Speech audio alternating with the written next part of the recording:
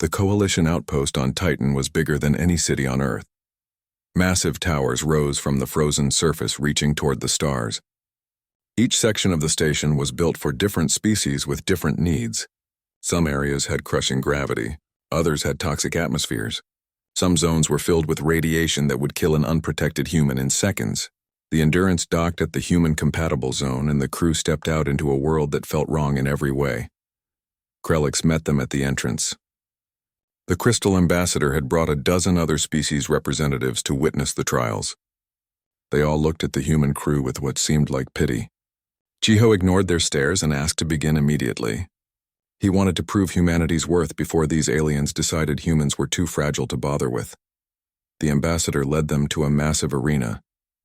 The floor was made of metal that shifted and changed. Walls rose and fell. Platforms appeared and disappeared. Krellix explained that this was the gravity gauntlet. The challenge was simple. Walk from one end of the arena to the other. But the gravity changed in every section. Some areas had normal Earth gravity. Others had double or triple. The strongest sections had gravity that could crush metal. For Velthari, this was a casual stroll. For humans, it seemed impossible. Engineer Do-hyun volunteered without hesitation.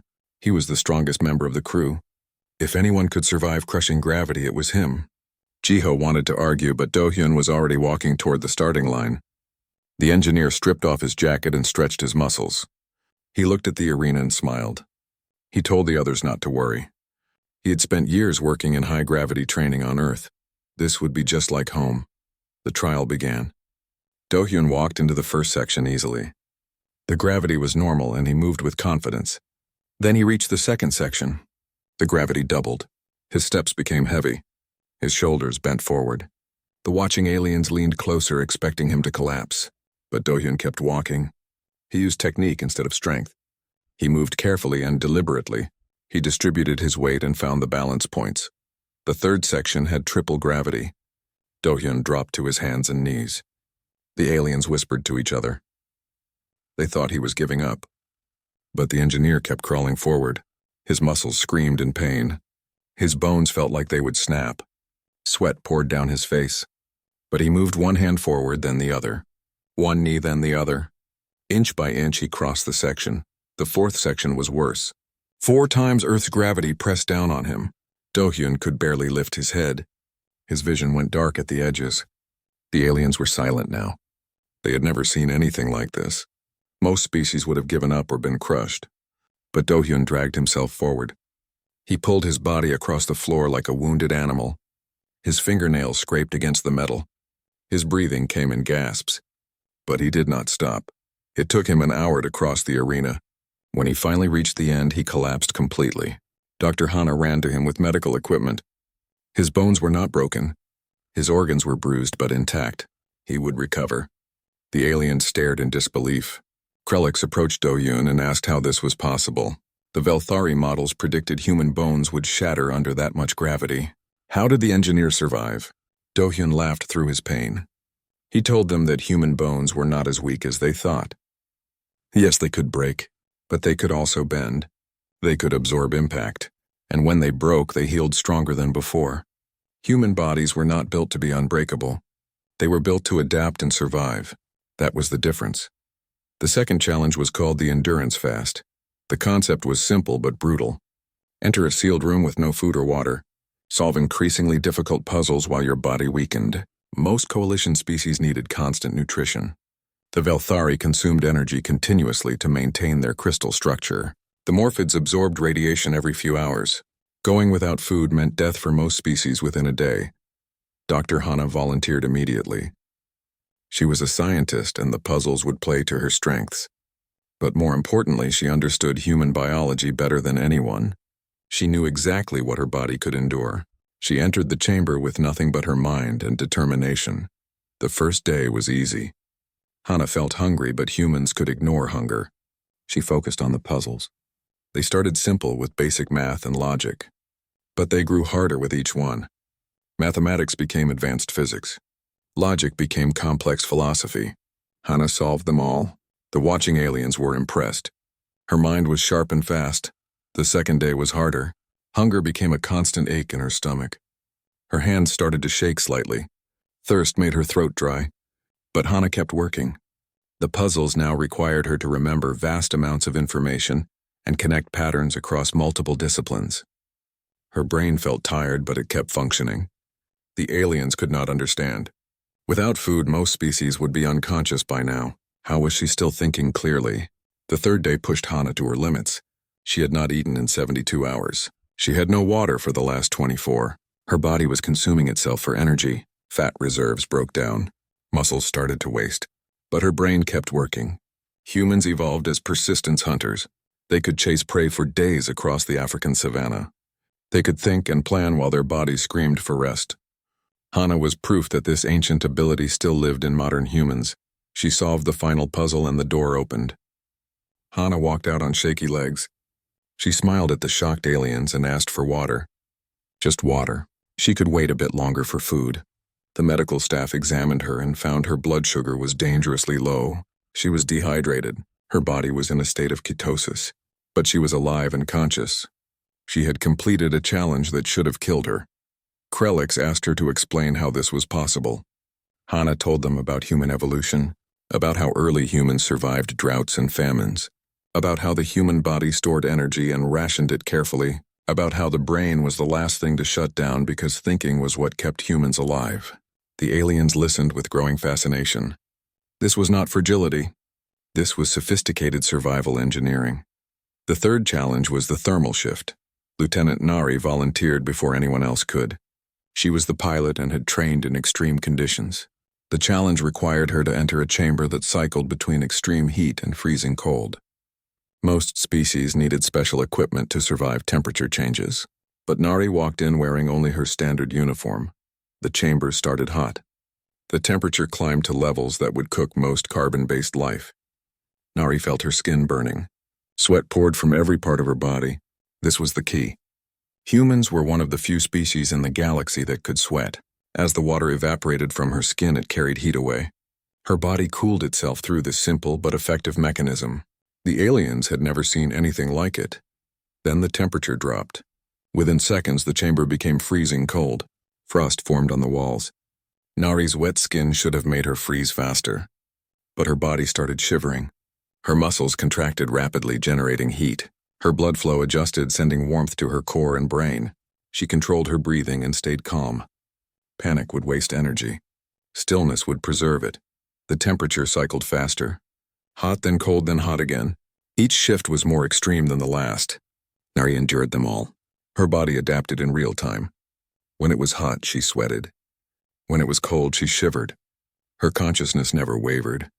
She used mental techniques to distance herself from the discomfort. Pain was just a signal. It could be acknowledged and set aside. After 2 hours, the test ended. Nari walked out with minor burns and some frostbite on her fingers. Nothing permanent. Nothing that would not heal. The aliens gathered around her asking questions. How did human bodies regulate temperature so effectively? Why did they have this sweating ability? Where did the shivering response come from? Nari explained that humans evolved in Africa, where daytime temperatures could kill.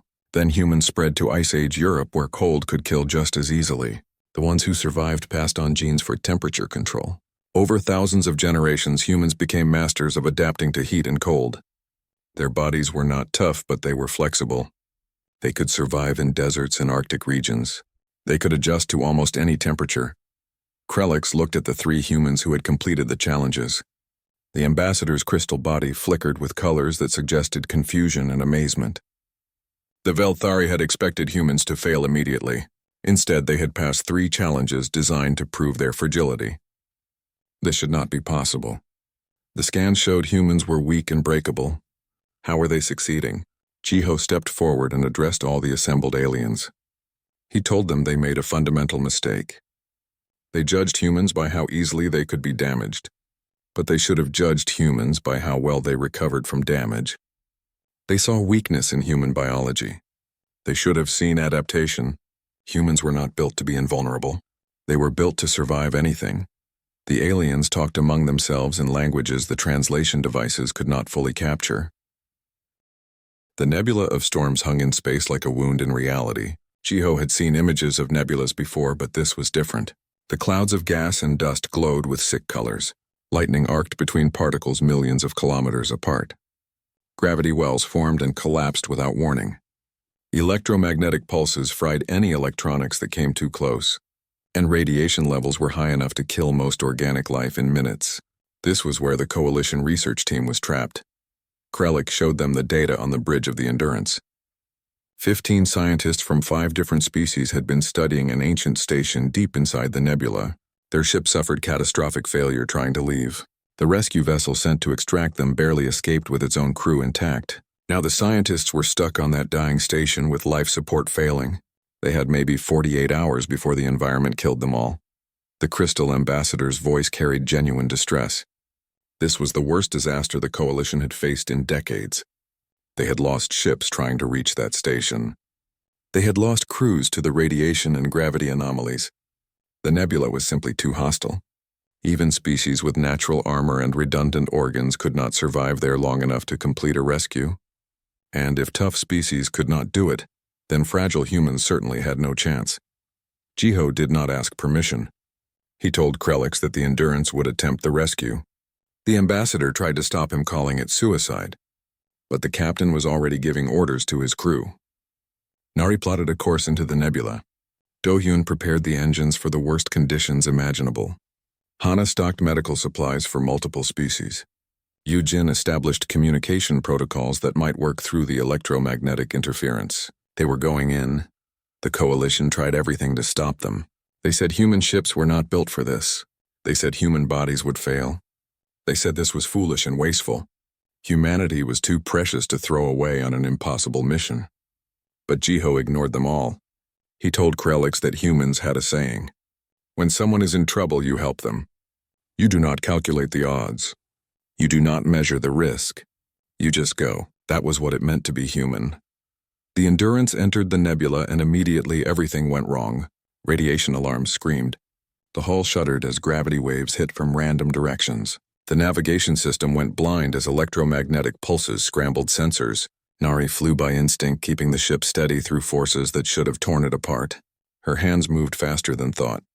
Every pilot instinct she had developed over years of flying came alive. She did not think about what was impossible. She just flew. Do-hyun worked like a man possessed. Systems failed constantly. Power conduits burned out. Hull plates cracked. The engineer raced through the ship with tools and replacement parts. He fixed things that should have required hours of repair in just minutes. When proper repairs were impossible, he improvised. He used tape and wire and pure determination. He told himself that the ship would hold together because he would not let it fall apart. His will became stronger than the physics trying to destroy them. The journey to the station took 6 hours that felt like days. When they finally reached it, Jiho saw that the situation was worse than reported. The station was breaking apart. Entire sections had been ripped away by gravity anomalies. What remained was a twisted skeleton of metal barely holding together. Life support showed critical failure across all zones. The trapped scientists were scattered in different sections, each with failing environmental systems. Hana studied the life signs and felt her heart sink. The Velthari scientists were in a section with high radiation. Their crystal bodies were cracking and losing cohesion. The Morphid researchers were in an area with intense electromagnetic interference. Their energy forms were being dispersed and torn apart. 3 Chitanos were trapped in a collapsed section with no atmosphere. Their armor protected them, but they were running out of air. 2 other species she did not recognize were in various states of distress. Every one of them needed different rescue conditions. Every one of them was dying. Jiho gathered his crew and laid out the reality. They could not save everyone at once. The Endurance had limited resources and time. They would have to prioritize. They would have to make impossible choices. But Do-hyun shook his head. He told the captain there was another option. They could split up. Each human could take one section. They could rescue different groups simultaneously. It would be dangerous. It would push them all beyond their limits. But it was the only way to save everyone. Hana went to the radiation section first. She wore the best protection the ship had, but it was not enough. The radiation levels would kill her in less than an hour, even with shielding. She moved through the twisted corridors toward the Velthari scientists. Her radiation badge changed colors within minutes. Red meant lethal exposure. She kept moving. The scientists saw her coming and tried to wave her away. They did not want her to die for them, but Hana ignored their protests and started dragging them toward the airlock. The Velthari were heavy. Their crystal bodies weighed more than stone. Hana's muscles screamed as she pulled them one by one. Radiation burned her skin. She felt nausea rising. Her cells were dying, but she thought about human persistence, about ancestors who walked for days carrying children to safety, about mothers who lifted cars off trapped babies through pure adrenaline. Pain was temporary. Giving up was forever. She saved all 4 Velthari scientists before her legs finally gave out. Nari took the Morphid section. The electromagnetic interference was so strong, her suit electronics failed immediately. She was flying blind in a storm of energy that tore at the Morphid researchers. They were barely holding their forms together. Nari could see them flickering like dying flames. She activated the containment fields she had brought, but the fields kept shorting out. So she held them manually. The electricity surged through her body. Her muscles locked up. Her heart rhythm went chaotic. But she kept the fields active through sheer willpower. She held them steady while the Morphids gathered their forms and stabilized. She stayed conscious through electric shocks that should have stopped her heart. Do-hyun went to the collapsed section where the Chitanos were trapped. He brought cutting tools and oxygen tanks. The path was blocked by twisted metal and debris. The engineer started cutting. Sparks flew. Metal screamed. His hands blistered from the heat. The gravity in this section kept shifting. Sometimes he weighed nothing and floated helplessly. Sometimes he weighed 10 times normal and could barely move. But he adapted to each change. He cut when he could and held on when he could not. He reached the Chitanos and gave them oxygen. Then he cut them free and guided them back through the maze of destruction. Yujin stayed on the bridge coordinating everything. He monitored all 4 rescue operations simultaneously. He kept communication open with the station and the coalition. He rerouted power to where it was needed. He calculated timing and trajectories. He stayed at his post for 48 hours straight without sleep. His eyes burned. His mind felt like fog. But humans had evolved to track migrating herds for days without rest. That ancient ability kicked in. His brain went into a state beyond normal consciousness. He processed information automatically. He made decisions faster than thought. He became part of the ship's systems. The rescues took 12 hours.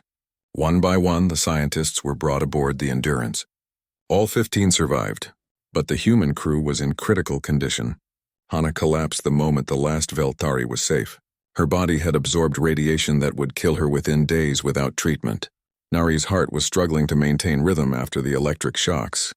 Do-hyun's hands were burned and broken. 2 of his fingers were crushed beyond repair.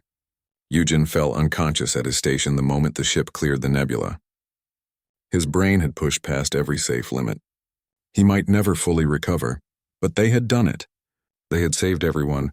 The coalition had called the mission impossible.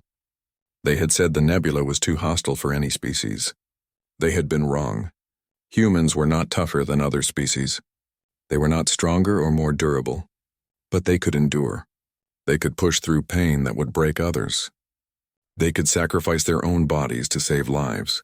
That was not fragility. That was something the aliens had never encountered before. Krelix met them as the Endurance docked at the coalition station.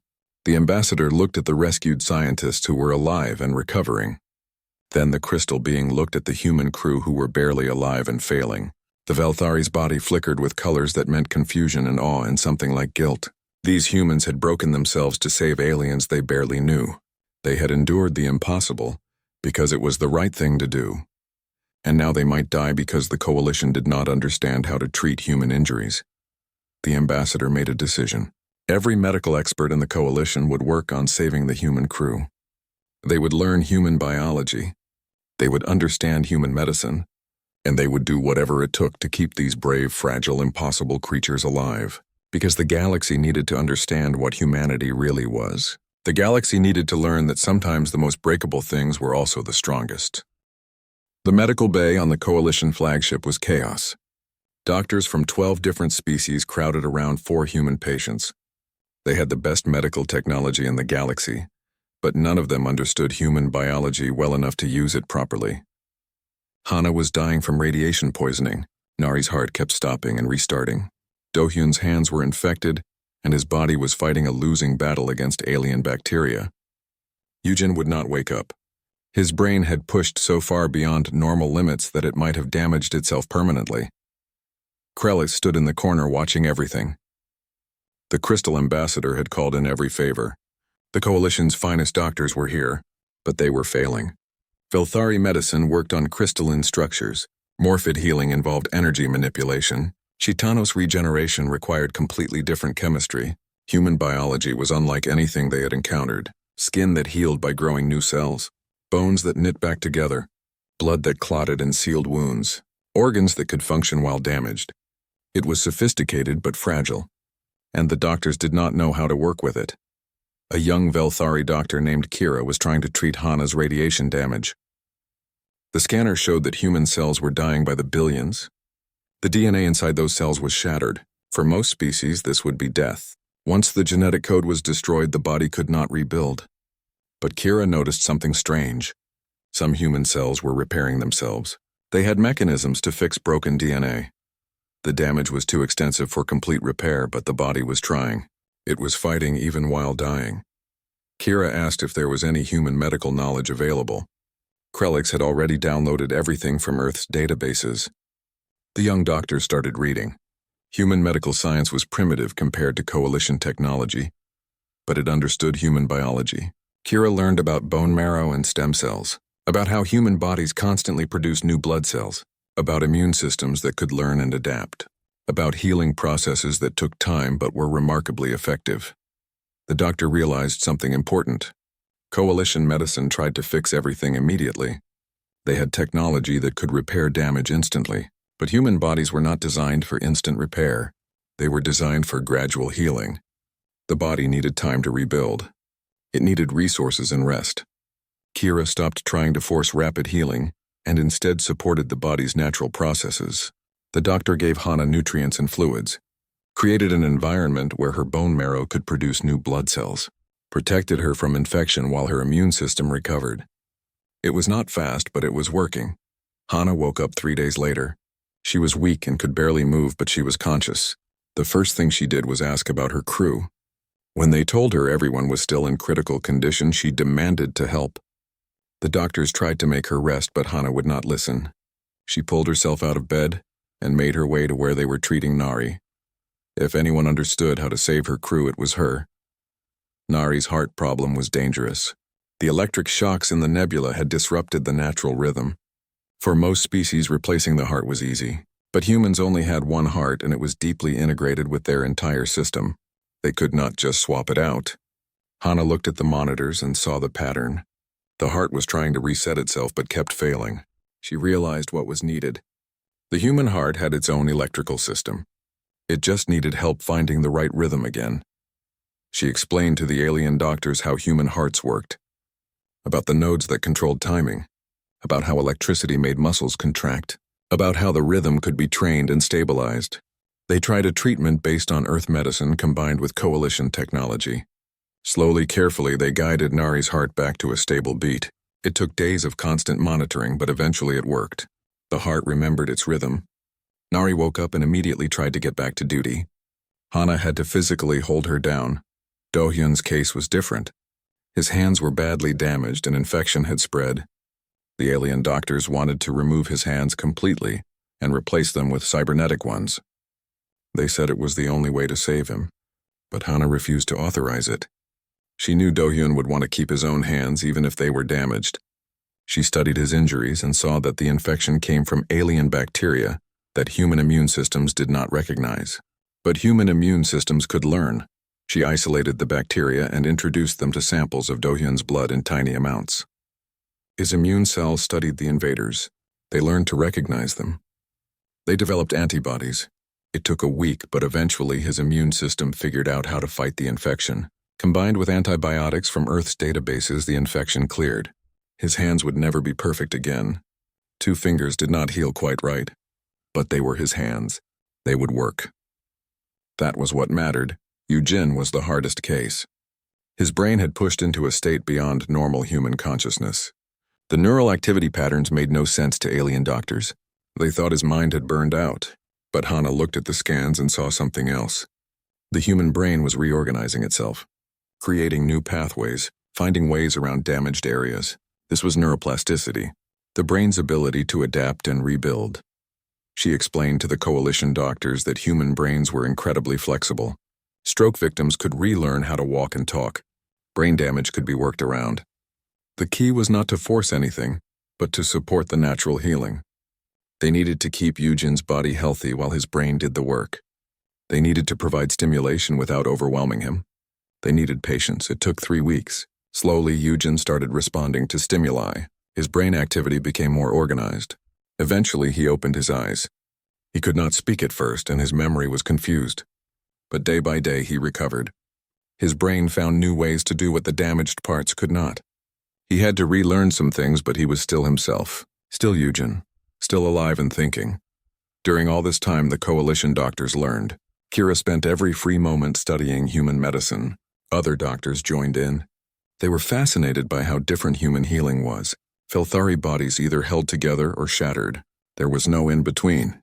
But human bodies existed in constant flux, always breaking down and building up, always adapting and changing. It was chaotic but incredibly effective. One Morphid doctor named Solara had a breakthrough. She realized that what made humans fragile also made them resilient. Their bodies were not built to last forever without change. They were built to constantly renew themselves. Skin cells lived for weeks, then were replaced. Blood cells lived for months, then were replaced. Even bone was constantly breaking down and rebuilding. Humans were not stable like Velthari crystal. They were dynamic like Morphid energy. But in a physical form, Solara shared this insight with the medical team. They began to understand that calling humans fragile was missing the point. Yes, human bodies broke easily, but they also healed easily. Yes, they could be damaged, but that damage was rarely permanent. The human body was designed to survive injury, to adapt to hardship, to keep going no matter what. This was not weakness. This was a completely different survival strategy than any coalition species used. Krelix came to visit when all 4 humans were recovering. The ambassador looked at them with new eyes. These creatures had arrived seeming so breakable, so delicate and weak, but they had endured challenges that would have killed most coalition species. They had survived the nebula. They had rescued scientists through conditions no one thought possible. And now they were healing from injuries that should have been fatal. How was this possible? Hana was finally strong enough to give the ambassador a real answer. She explained human evolution, explained how humanity's ancestors survived on a planet that was constantly trying to kill them. Earth had predators with claws and teeth. It had diseases that wiped out populations. It had weather that could freeze or burn. It had food scarcity and droughts and natural disasters. Humans did not survive by being tough. They survived by being adaptable. She told Krelix about persistence hunting, about how early humans would chase an antelope for hours until it collapsed from exhaustion. The antelope was faster and stronger, but humans could keep going. They would track it and follow it and never give up until it fell. That same trait lived in modern humans. They could endure. They could push through pain and exhaustion. They could keep going when every instinct said to stop. The ambassador asked why humans never developed armor, or redundant organs or energy forms. Why did they stay so fragile? Hana smiled. She said that fragility forced humans to be smart, forced them to use tools and cooperation, forced them to think and plan. A creature with natural armor did not need to invent shields. A creature with redundant organs did not need to invent medicine. Humans had to create everything they needed to survive. That made them innovative and adaptable in ways that naturally tough species were not. Krelix was quiet for a long time. The crystal body flickered through colors that meant the ambassador was thinking deeply. Finally, the Velthari spoke. Everything the coalition believed about strength and weakness was wrong. They thought durability meant power. They thought fragility meant helplessness. 6 months had passed since the nebula rescue. The Coalition Council chambers on the central station orbiting the galactic core was filled with representatives from hundreds of worlds. Ships from every member species surrounded the station. Today was humanity's formal induction ceremony. But more importantly, today marked the beginning of a new understanding of what strength really meant. Captain Jiho stood at the center of the chamber wearing his dress uniform. Beside him were Nari and Eugen and Dohyun and Hana. All of them had recovered. Dohyun's fingers still did not bend quite right, but he said they worked well enough. Nari had a scar on her chest where the doctors had worked on her heart. Eugen sometimes forgot words, but his mind was sharp as ever. Hana showed no outward signs of her radiation damage, but she tired more easily now. They all carried marks from the nebula. They all wore those marks with pride. Krelix approached them. The Crystal Ambassador had changed over these months. The Velthari had spent time studying human culture and history, learning about wars and disasters and how humans always rebuilt, learning about explorers who crossed impossible distances, learning about scientists who worked for decades on single problems. The ambassador understood now that persistence was humanity's superpower. And that superpower was born from accepting that failure and pain were just steps on the path to success. The ceremony began with a traditional coalition greeting. Each species representative spoke in their own language, creating a harmony of sounds that was both strange and beautiful. Then Krelix stepped forward to give the induction speech. The chamber fell silent. Every species wanted to hear what the Velthari ambassador would say about these unusual creatures called humans. Krelix spoke clearly, and the translation devices carried the words to all present. The ambassador admitted that the coalition had been wrong about humanity. They had judged humans by how easily they could be broken. They should have judged them by how magnificently they healed. They saw weakness in the human need for food and water and rest. They should have seen the strength in being able to function without these things for days. They called humans fragile because their bodies lacked armor and their bones could break. But they missed the real truth. Humans were not fragile at all. They were enduring. The ambassador explained what endurance really meant. It was not about never falling down. It was about always getting back up. It was not about never feeling pain. It was about moving forward despite the pain. It was not about being unbreakable. It was about being able to break and heal and break again without losing hope. That was what made humans special. That was what made them strong in a way the galaxy had never seen before. Krelix told the story of the Nebula rescue. How 15 Coalition scientists had been trapped in conditions that no species could survive. How the Coalition had tried and failed to save them. How humanity had volunteered knowing they would be hurt, knowing they might die, but going anyway because that was what humans did. They helped people in trouble. They did not calculate the odds. They did not measure the risk against the reward. They just acted. The ambassador's voice carried emotion now.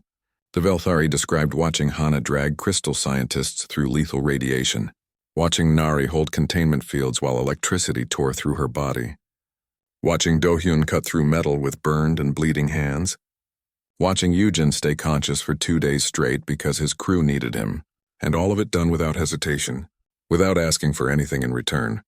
That was not the behavior of a fragile species. That was the behavior of heroes. The chamber erupted in sounds that varied by species. Some cheered. Some made clicking noises. Some hummed in harmony. All of them were showing approval and respect. Jiho felt his throat tighten with emotion. His crew had done something impossible. They had changed how an entire galaxy viewed humanity, not through strength or technology, but through simple, stubborn refusal to give up. After the formal induction came the announcements of humanity's new role in the coalition. Lieutenant Nari was promoted to Director of Emergency Response. She would lead mixed teams of humans and aliens trained to handle rescue operations in hostile environments. Her experience in the nebula made her the perfect choice. She would teach others how to fly through impossible conditions, how to trust instinct when technology failed, how to keep going when every sensor said to turn back. Dr. Hana became the head of the new Coalition Endurance Institute. This facility would study and teach the concept of persistence, how to push past normal limits, how to train mind and body to work together, how to accept pain without being controlled by it. Species from across the galaxy were already signing up to learn. They wanted to understand this human ability to endure. They wanted to become more resilient themselves. Engineer Do-hyun was given control of the Coalition's Adaptive Technology Division. His job was to design equipment and ships that could function in conditions beyond normal parameters. He would teach other species about improvisation, about fixing things with whatever was available, about the importance of redundancy and backup plans. The Coalition had always relied on perfect technology. Do-hyun would teach them that adaptable technology was better than perfect technology. Yujin became the symbol of human determination across hundreds of worlds. His 48-hour shift was already legendary. Young aliens studying to be communications specialists all knew his name. They talked about pushing a Yujin when they needed to go beyond normal limits. The phrase entered Coalition slang, to To push a Eugen meant to dig deeper than you thought possible. To find reserves you did not know you had. Eugen found the whole thing embarrassing, but he accepted his role with grace. Captain Jiho was offered a position on the Coalition Council itself. But he declined. He told them he was an explorer, not a politician. His place was on the Endurance, traveling to new worlds. But he agreed to be humanity's unofficial ambassador, to show the galaxy what humans were capable of through his actions, not his words. The Council accepted this with understanding. They were learning that humans did not like to boast. They preferred to prove themselves through deeds. The ceremony ended with a traditional human custom that surprised everyone. Jiho asked all the rescued scientists to come forward. The 15 aliens who had been saved from the nebula approached, uncertain what was happening. Jiho and his crew bowed to them, a deep formal bow that showed respect and honor. The captain explained that in many human cultures, bowing was how you showed gratitude and respect. By saving these scientists, humanity had gained something precious. They had gained friends, and friends were worth any cost. The rescued scientists were moved. Some had never understood why humans risked so much to save them. Now they understood. It was not about owing debts or earning favors. Humans helped because that was who they were. That was what their culture valued. Not strength or power or wealth, but connection and compassion and courage. These were the values that turned fragile creatures into heroes. Over the following months, humanity became integrated into coalition society. Human ships explored the most dangerous regions of space. Human doctors taught alien medical students about healing and recovery. Human engineers showed others how to improvise and adapt. Human philosophers shared ideas about persistence and hope. And everywhere humans went, they changed the conversation about what it meant to be strong. The Endurance left on its next mission 6 months after the ceremony. This time it had a mixed crew. Felthari scientists who wanted to learn about endurance. Morphid engineers who wanted to understand improvisation. Chitanos security officers who wanted to train with humans. Young aliens from a dozen species all coming together to explore the unknown. They launched with full honors and blessings from the entire coalition. Jiho stood on the bridge as they left coalition space. He looked at his crew, both human and alien, working together. Nari was teaching a Morphid how to fly through asteroid fields. Tohyun was showing a Velthari how to repair systems with limited tools. Hana was explaining human medicine to 3 alien doctors. Eugen was coordinating with communication specialists from 5 species. It was beautiful and chaotic and exactly what the galaxy needed. The captain thought about everything that had happened. How first contact had been defined by misunderstanding. How the aliens called humans fragile and weak. How his crew had proven them wrong not through violence or shows of force but through simple determination. They had endured.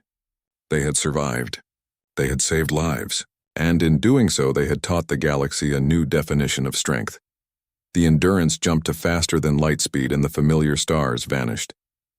Ahead lay unexplored space full of dangers and wonders. Behind them lay a galaxy that now understood humanity a little better. Understood that breaking was not the same as being broken. That healing was a kind of strength.